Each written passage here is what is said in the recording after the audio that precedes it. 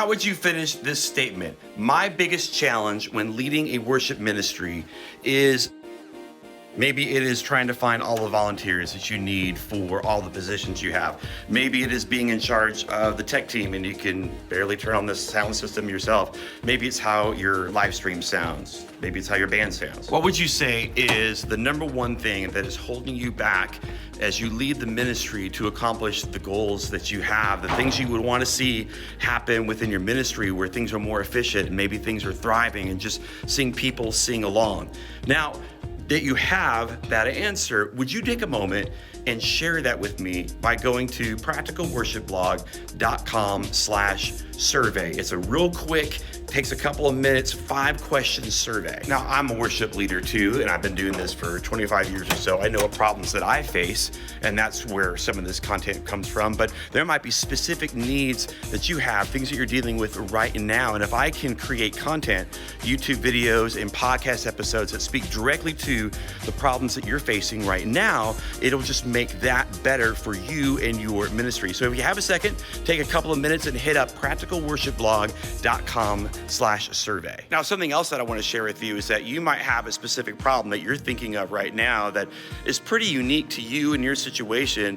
And it would be really nice if you could maybe sit down with someone else that's maybe outside of that has some experience, that thinks like you, that maybe you can work together to come up with a solution to obtain the things that you're trying to achieve in your ministry and overcome the obstacles, whether it be just inefficient rehearsals or dealing with just the drama between people, working with your senior pastor and other leadership, whatever it might be, just having someone else to bounce some ideas off, and maybe on the end of it, be able to come up with a step-by-step plan. If I do these things, I can move towards the direction that I'm wanting to see my ministry grow, where I feel like God is leading that. So here's what we can do. You and I can set up a 1-hour coaching call on Zoom, and we just carve out the time, and I hear from you. It gives you plenty of time to kind of explain the uniqueness of the situation that you're in. And we can kind of start to brainstorm maybe some ways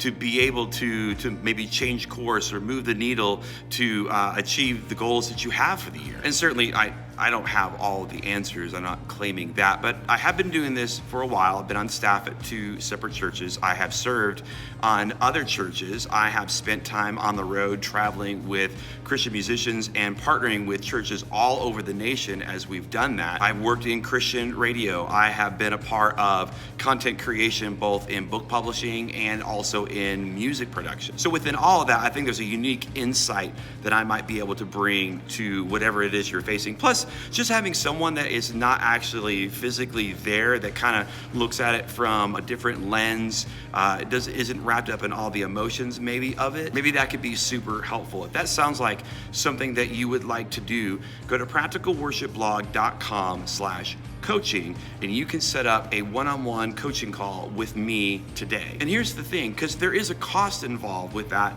If you at the end of that call decide, man, he didn't get me. That's not gonna work.